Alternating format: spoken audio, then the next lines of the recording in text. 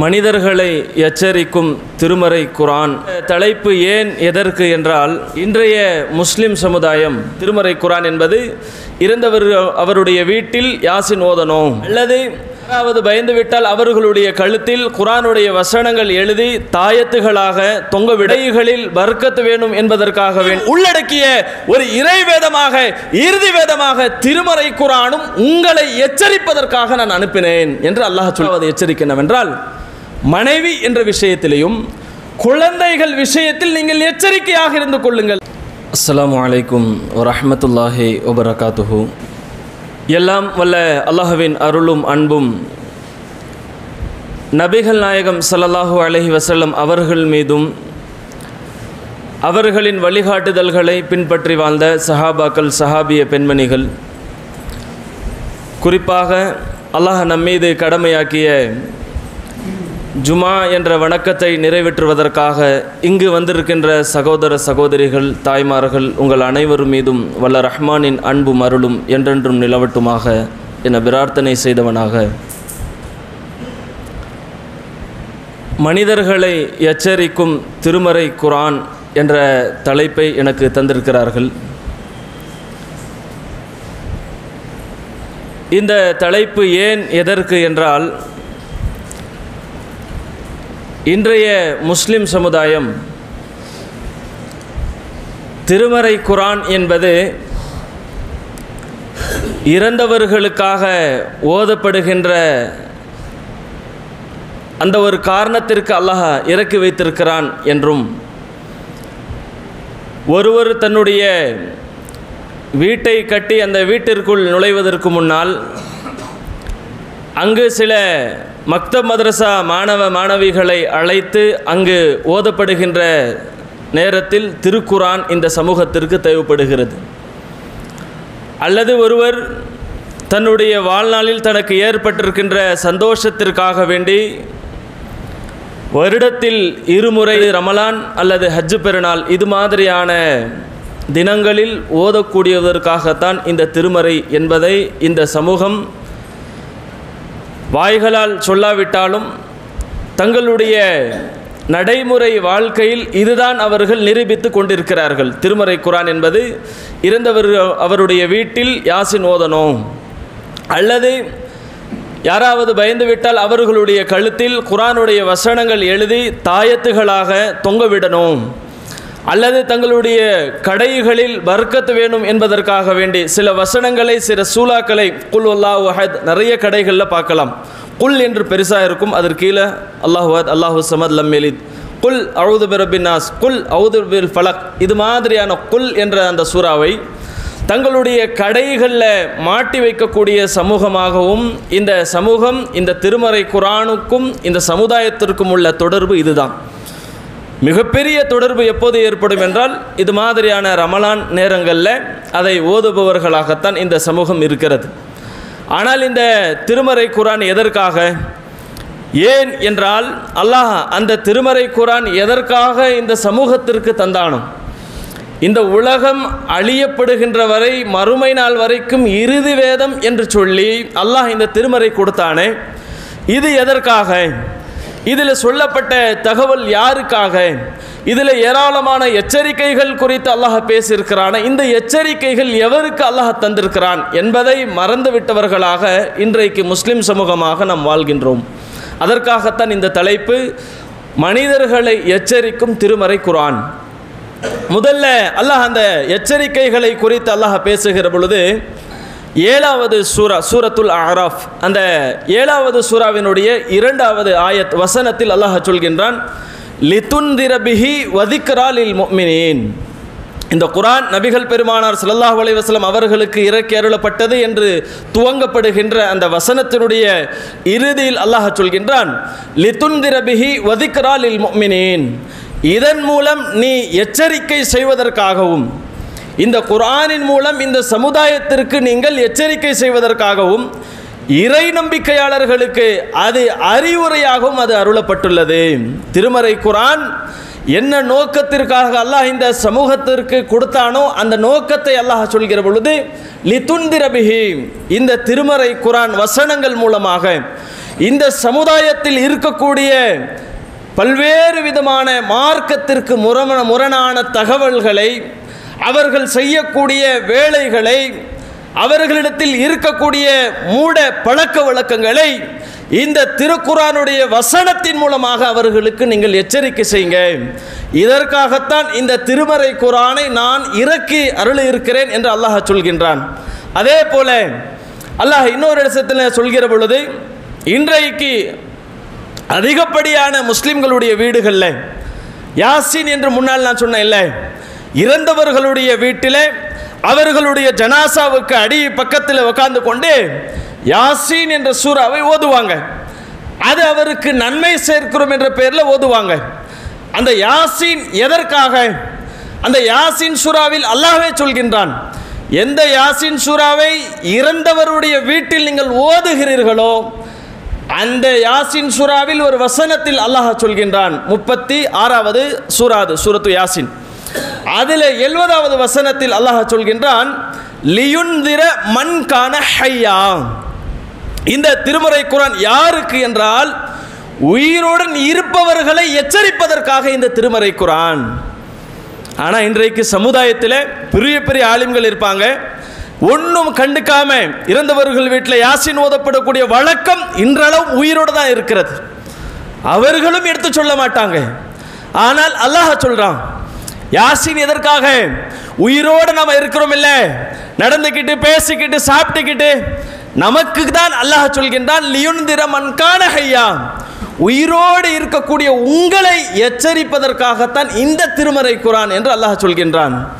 அப்போ இந்த திருமறை குர்ஆன் என்பது மனித சமுதாயத்தை சீர்படுத்த வேண்டும் என்பதற்காக, மனிதர்களிடத்தில் இருக்கக்கூடிய தவறான பழக்க வழக்கங்களை அவர்களை விட்டு நீக்குவதற்காக அல்லாஹ் இந்த திருமறை குர்ஆனை ஒரு எச்சரிக்கை புத்தகமாக இந்த இறுதி உம்மத் சமுதாயத்திற்கு அல்லாஹ் தந்திருக்கிறான். இதை நாம் மறந்து விடக்கூடாது.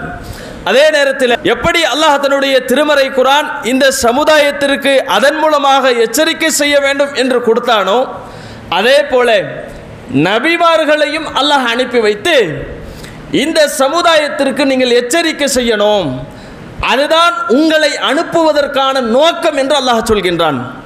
அதே அல்லாஹ் தன்னுடைய திருமறை குர்ஆன்ல சூரத்துன் நிசா 4வது சூரா அதில் 165வது வசனத்தில் அல்லாஹ் சொல்கின்றான், ருசுலம் முபஷ்ஷிரீன ஒமுந்திரீன. அல்லாஹ் நபிமார்களை எதற்காக இந்த உலகத்திற்கு அனுப்பி வைத்தான் என்றால் எச்சரிக்கை செய்வதற்காகவும் நற்செய்தி சொல்வதற்காகவும் அல்லாஹ் நபிமார்களை அனுப்பியிருக்கிறான். ஏன் அனுப்பணும்? எதுவுமே சொல்லாமல் விட்டா என்ன என்றால் அதையும் அல்லாஹ் இங்கே சொல்கின்றான், லிஅல்லா யகூன லின்னாஸி அலல்லாஹி ஹுஜ்ஜத்தும் பஅத ருசுல். ஏன் நபிமார்களை இந்த உலகத்திற்கு மனிதர்களை எச்சரிக்கை செய்வதற்காகவும் நற்செய்தி சொல்வதற்கு எதற்காக அனுப்புகிறான் என்றால் என்ன காரணம் என்று அல்லாஹ் சொல்கிறான் என்றால், தூதர்கள் வந்த பிறகு, நபிமார்கள் இந்த உலகத்திற்கு வந்து தன்னுடைய தூதுத்துவ பணியை கொடுத்த பிறகு மறுமையில் போய் நின்றுட்டு அல்லாஹ்வுக்கு எதிராக எந்த ஆதாரமும் மக்களுக்கு இருக்கக்கூடாது. எவ்வளோ தெளிவான எச்சரிக்கையோடு வசனத்தை அல்லாஹ் பேசுகிறான் பாருங்க. தூதர்களை ஏன் அனுப்புறேன்? நாளைக்கு மறுமையில் வந்து நீங்கள் நிற்கக்கூடாது. ஏன் என்ன நரகத்தில் போடுற, ஏன் என்ன தண்டிக்கிற சொல்லுவான். ஏன் தண்டிக்கிற? வட்டியை வாங்கக்கூடாதுன்னு சொன்னேன், கேட்டியா? அதே வியாபாரமாக செய்கிற. விபச்சாரத்தின் பக்கம் நெருங்காதன்னு சொன்னேன், அதையும் நீ செய்கிற. இப்படி மானக்கேடான இஸ்லாம் எதையெல்லாம் தடை செய்திருக்கிறதோ பல்வேறு விதமான செயல்பாடுகள் இன்றைக்கு முஸ்லிம் சமுதாய மக்களிடத்தில் கூடி போயிருக்கிறது. இதற்கு அல்லாஹ் நாளை மறுமையில் அவர்களை தண்டிக்கிற பொழுது ஹுஜ்ஜத்தும் பஅத ருசுல், நபிமார்கள் வந்த பிறகு எந்த ஆதாரமும் மனிதர்கள்ட்ட இருக்கக்கூடாது. ஏன் தப்பு பண்ண, அல்லாஹ் என்னை ஏன் போடுற கேட்க முடியாது. ஏன் தப்பு பண்ண சொல்ல முடியாது. தப்பு செய்யக்கூடாது என்பதற்கு எச்சரிக்கை செய்வதற்கு நபிமார்களை அனுப்பினேன். நல்லது செய்ய வேண்டும் என்று நற்செய்தி சொல்வதற்கு தூதர்களை அனுப்பினேன். இது எல்லாத்தையும் உள்ளடக்கிய ஒரு இறை வேதமாக, இறுதி வேதமாக திருமறை குர்ஆனும் உங்களை எச்சரிப்பதற்காக நான் அனுப்பினேன் என்று அல்லாஹ் சொல்கின்றான். இந்த எச்சரிக்கை நாம் உணர்ந்து இருக்கிறோமா?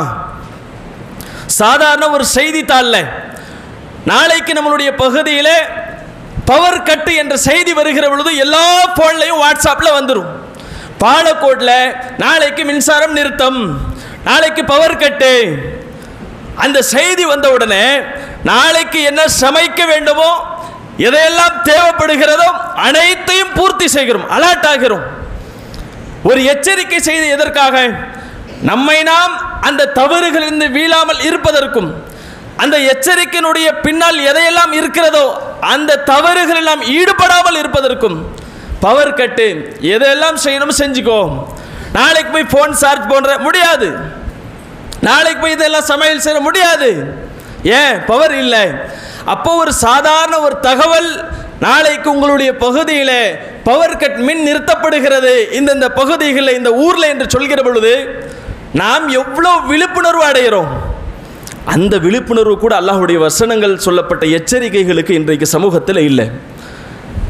அரசாங்கத்திலிருந்து எச்சரிக்கை விடுவாங்க, பல்வேறு விதமான எச்சரிக்கை செய்திகள் கேள்விப்படுறோம். கடலோர பகுதியில் வசிக்கக்கூடியவர்களுக்கு கடல் கொந்தளிக்கிறது, அங்கே சுற்றி இருக்கக்கூடியவர்கள், அருகாமையில் இருக்கக்கூடியவர்கள் கடலோர பகுதிகளை விட்டு நீங்கள் வெகு தொலைவில் சென்று விடுங்க, பாதுகாப்பான இடங்களை நோக்கி நீங்கள் இருந்து கொள்ளுங்க. எவ்வளோ சீக்கிரமாக போகிறோம். இப்படி ஒவ்வொரு எச்சரிக்கைக்கு பின்னால் இந்த சமூகம் எப்படி விழிப்புணர்வோடு செயல்படுகிறது. ஆனால் அல்லாஹ் சொல்லக்கூடிய திருமறை குர்ஆனுடைய வசனங்களில் சொல்லப்பட்ட எச்சரிக்கைகள் இன்றைய சமுதாயம் விளங்கி இருக்கிறதா? உளமாற நாம் ஏற்றிருக்கிறோமா? அல்லாஹ் சொல்லியிருக்கிற எத்தனையோ எச்சரிக்கைகள். திருமறை குர்ஆன் ஒவ்வொரு பக்கத்தை திருப்புகிற பொழுது மோமின்களை அழைத்து அல்லாஹ் எச்சரிக்கிறான். பல பேருடைய வரலாற்று சம்பவங்களை சொல்லி அல்லாஹ் எச்சரிக்கிறான். பல நிலைகளை குறித்து, பல தவறான பழக்க வழக்கங்களை, பாவமான காரியங்களை குறித்து அல்லாஹ் எச்சரிக்கை செய்கிறான். இத்தகைய எச்சரிக்கை உள்ளடக்கிய திருமறை குர்ஆனை அல்லாஹ்வுடைய இறுதி வேதம், அதுதான் நபிகள் நாயகம் ஸல்லல்லாஹு அலைஹி வஸல்லம் அவர்களுக்கு அல்லாஹ் இறக்கிய வேதம் என்று ஏற்றிருக்கிற இந்த சமுதாயம், அதில் சொல்லப்பட்ட எச்சரிக்கைகள் மனதார ஏற்றியது உண்டா? அதில் சொல்லப்பட்ட தகவல் எச்சரிக்கையாக நடக்கக்கூடிய மக்களாக, தனிநபராக, மனிதராக நாம் வாழ்ந்து கொண்டிருக்கிறோமா? இன்றைக்கு யாரும் அதனுடைய எச்சரிக்கைகள் தங்களுடைய காதுகளில் உள்வாங்கியது இல்லை. அந்த அளவுக்கு இந்த சமூகத்தினுடைய நிலை இருப்பதை பார்க்கிறோம். அதே போல இந்த எச்சரிக்கை யாருக்கு? அதையும் அல்லாஹ் தெளிவுபடுத்துகின்றான். எல்லா மக்களுக்கும் அல்லாஹ் எச்சரிக்கை சொல்லலை, கண்டவர்களெல்லாம் அல்லாஹ் எச்சரிக்கை செய்யவில்லை. யாருக்கு அல்லாஹ் எச்சரிக்கை செய்கிறான் என்றால் அதையும் அல்லாஹ் தன்னுடைய திருமறை குர்ஆன்ல சூரத்துல் அன்ஆம் 6வது அத்தியாயத்தினுடைய 51வது வசனத்தில் அல்லாஹ் சொல்கின்றான், வஅன்திர், நபியே நீங்கள் எச்சரிக்கை செய்யுங்கள், பிஹில் லதீன யகாஃபூன அன் யுஹ்ஷரு இலா ரப்பிஹிம் லைஸ லஹும் மின் தூனிஹி ஷைஉன் வலா ஷஃபீ. அல்லாஹ் எவ்வளவு தெளிவான ஒரு தகவலை இந்த வசனத்தின் மூலமாக எச்சரிக்கை யாருக்கு செய்யணும்?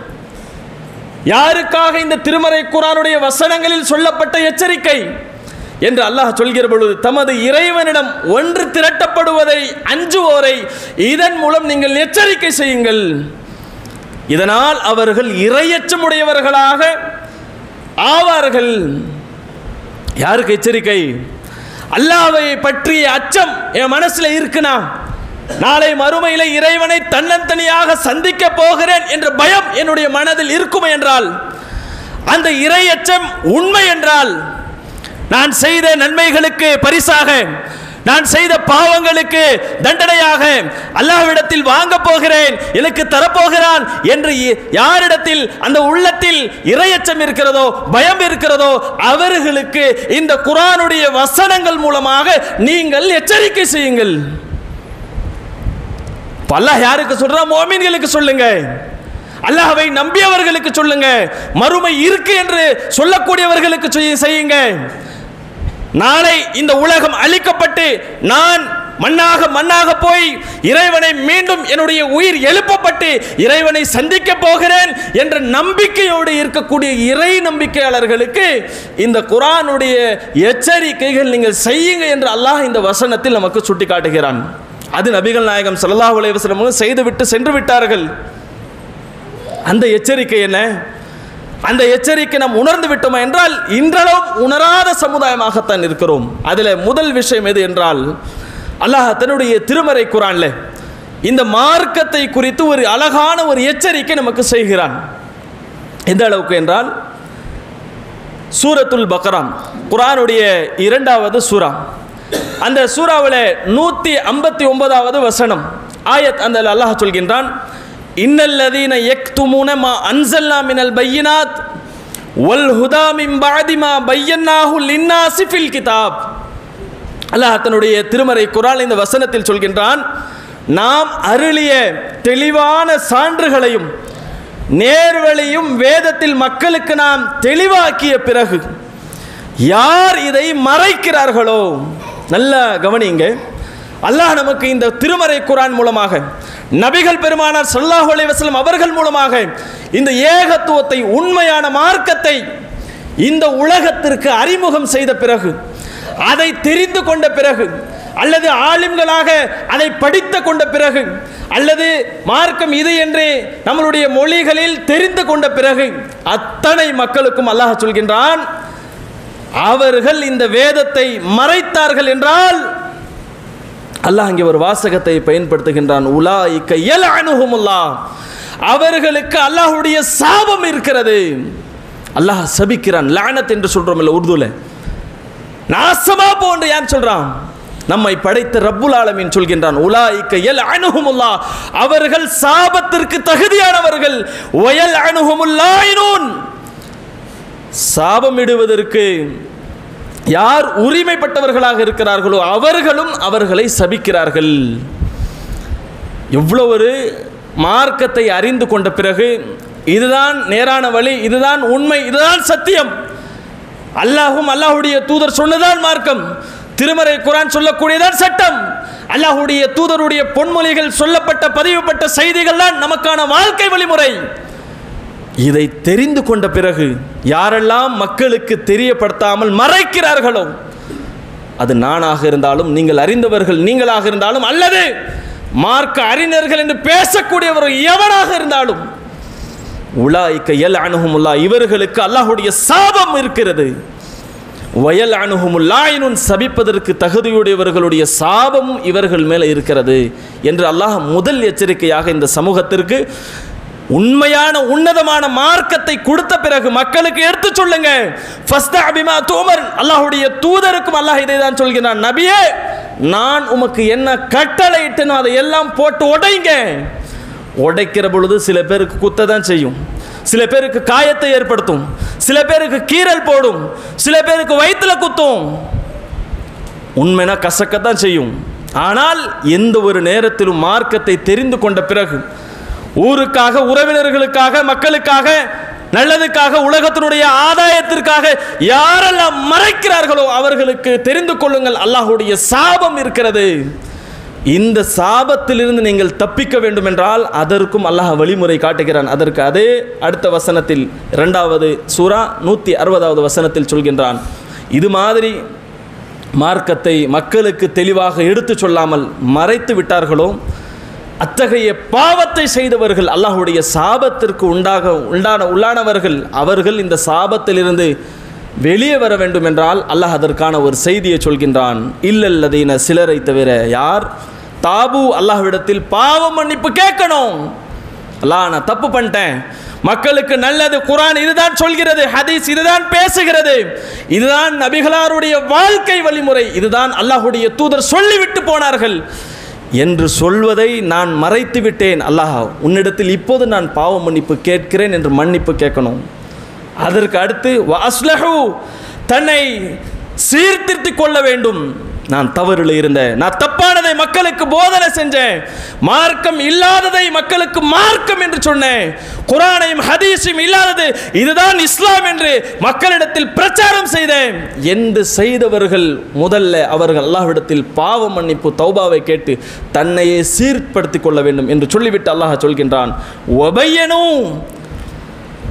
அதே மாதிரி அங்கே தெளிவுபடுத்தணும், இதுதான் மார்க்கம், இதுதான் இஸ்லாம், குர்ஆன்னா இஸ்லாம்னா குர்ஆன் தான், நாம் யாரை பின்பற்றும், நபிகளார் தான், எந்த இமாம் நடுவில் வரமாட்டார், அவருக்கு எந்த பஞ்சாயத்து இல்லை.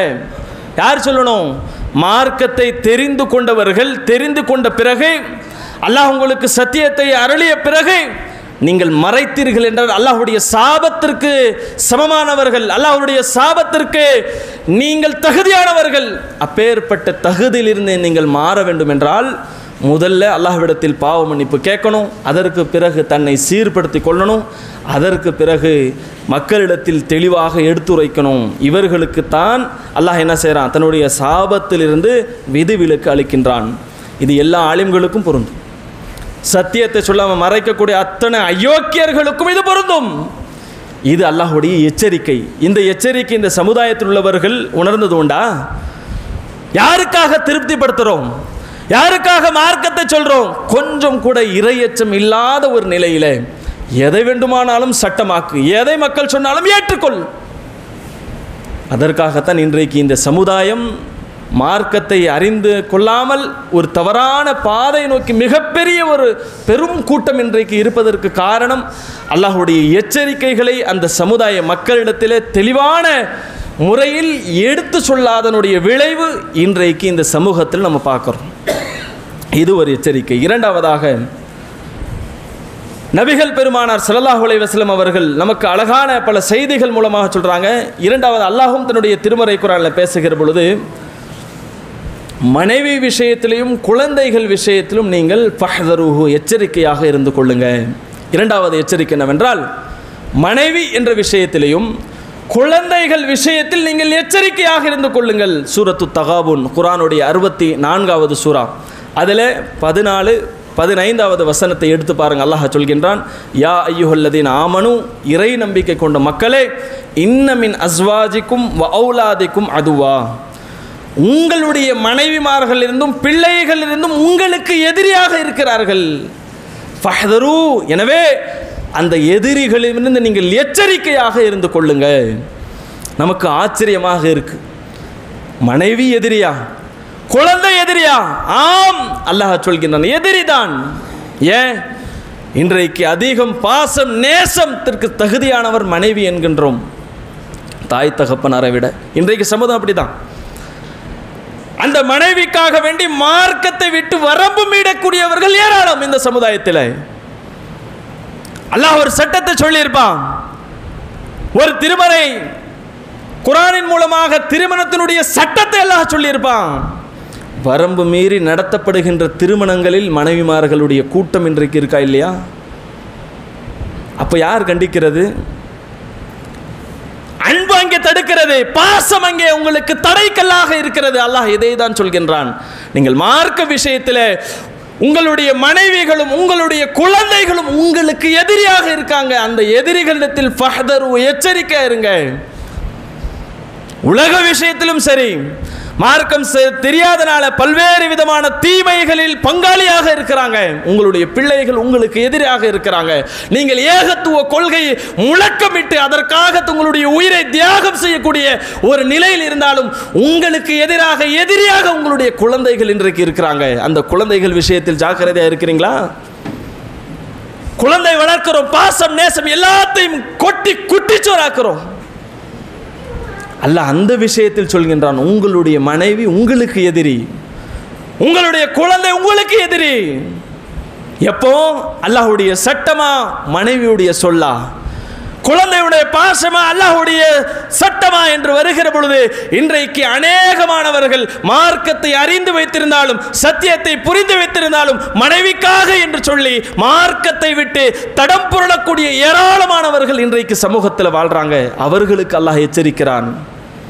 ஏன்? அல்லாஹ் இன்னொரு இடத்துல அதற்கு அடுத்த வசனத்தில் சொல்கின்றான், இன்னமா அம்வாலுக்கும் வௌலாதுக்கும் ஃபித்னா, உங்களுடைய பிள்ளைகளும் உங்களுடைய செல்வங்களும் உங்களுக்கு என்னது? சோதனை தான். அப்போ அந்த சோதனை என்று வருகிற பொழுது அல்லாஹ் இந்த சமுதாயத்திற்கு எச்சரிக்கை செய்கிறான், ஃபஹ்தரு, நீங்கள் கவனமாக இருந்து கொள்ளுங்க. நபிகள் பெருமானார் ஸல்லல்லாஹு அலைஹி வஸல்லம் அவர்களும் சொல்கிறாங்க, மா தரக்து பஅதி ஃபித்னா, எனக்கு பிறகு வரக்கூடிய சோதனைகளில் மிகப்பெரிய ஆண்களுக்கு தலைவலி ஏற்படுத்தக்கூடிய மிகப்பெரிய சோதனை தரக்கூடிய விஷயம் எது என்றால், அதர்ரு அலர் ரிஜாலி மினன் நிசா, பெண்கள் இருந்து வரக்கூடிய இடர்கள் தான் ஆண்களுக்கு மிகப்பெரிய சோதனை. ஆனால் இன்றைக்கு அந்த சோதனைகள் தான் சிக்கி நாம சின்ன பின்னமாக்கி கொண்டு இருக்கிறோம். மனைவிக்காக எங்கே போகணும்? அல்லாஹ்வுடைய மார்க்கம் என்றால் மனைவியுடைய சொல்லா என்று வருகிற பொழுது தெய்வ தாட்சணியமின்றி அங்கே நீங்கள் பார்க்க வேண்டிய, நினைவுபடுத்த வேண்டிய வசனம் எது என்றால் அல்லாஹ் சொல்கின்றான், யா அய்யுஹல்லதீன ஆமனு இன்ன மின் அஸ்வாஜிக்கும் வ ஔலாதிக்கும் அதுவா. உங்களுடைய பிள்ளைகளும் மனைவியர்களும் உங்களுக்கு எதிரியாக இருக்கிறாங்க. ஃபஹ்தரு, நீங்கள் எச்சரிக்கையாக இருங்க.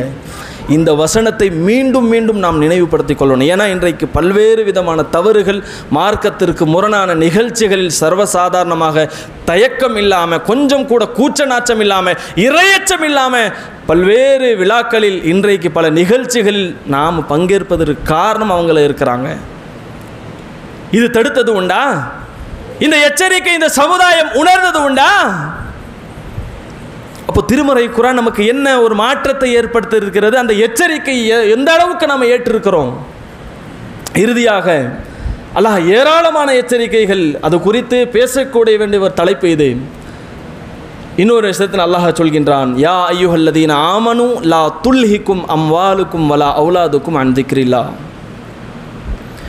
நம்பிக்கை கொண்ட மக்களே, லா துல்ஹிக்கும், உங்களை அழித்து விட வேண்டாம்,